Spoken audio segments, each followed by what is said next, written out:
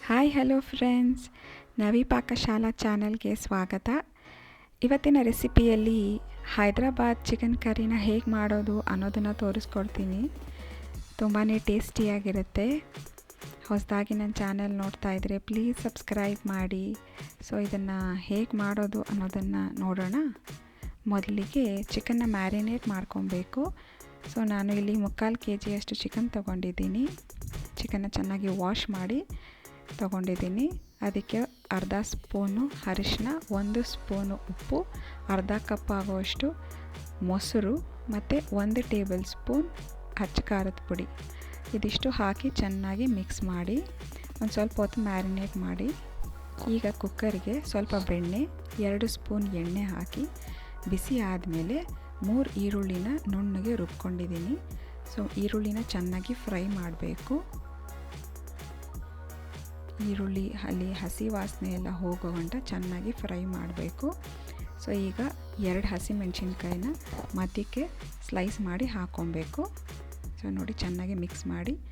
So ನೋಡಿ ಚೆನ್ನಾಗಿ fry ಆಗಿದೆ. ಈ ಟೈಮಲ್ಲಿ 2 ಸ್ಪೂನು ಶುಂಠಿ ಬೆಳ್ಳುಳ್ಳಿ ಪೇಸ್ಟ್ನ ಹಾಕ್ಕೊಂಡು ಮಿಕ್ಸ್ ಮಾಡಿ, ಸ್ವಲ್ಪ ಕಸ್ತೂರಿ ಮೇಥಿ ಹಾಕ್ಕೊಂಡು ಚೆನ್ನಾಗಿ ಮಿಕ್ಸ್ ಮಾಡಿ, 3 ಟೊಮೆಟೊನ ನುಣ್ಣಗೆ ರುಬ್ಕೊಂಡು ಹಾಕ್ಕೊಬೇಕು. ಇದನ್ನು ಚೆನ್ನಾಗಿ ಮಿಕ್ಸ್ ಮಾಡಿ ಟೊಮೆಟೊ ಎಣ್ಣೆ ಬಿಡೋ ಗಂಟ ಚೆನ್ನಾಗಿ ಫ್ರೈ ಮಾಡಬೇಕು. ಸೊ ನೋಡ್ತಾ ಇರ್ಬೋದು ಚೆನ್ನಾಗಿ ಫ್ರೈ ಆಗಿದೆ.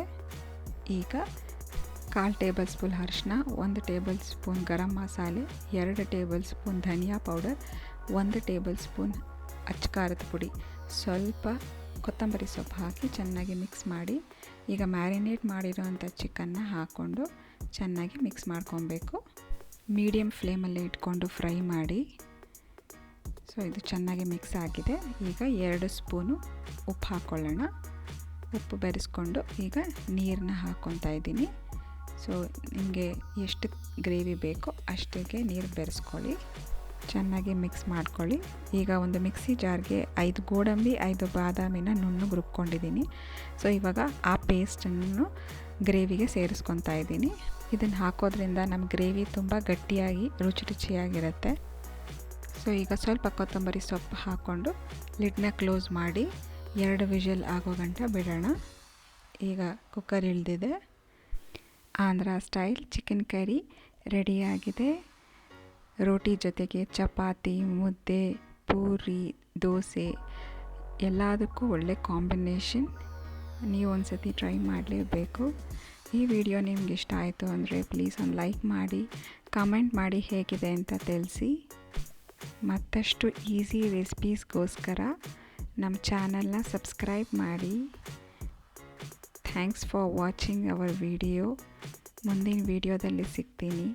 ಬಾಯ್ ಬಾಯ್.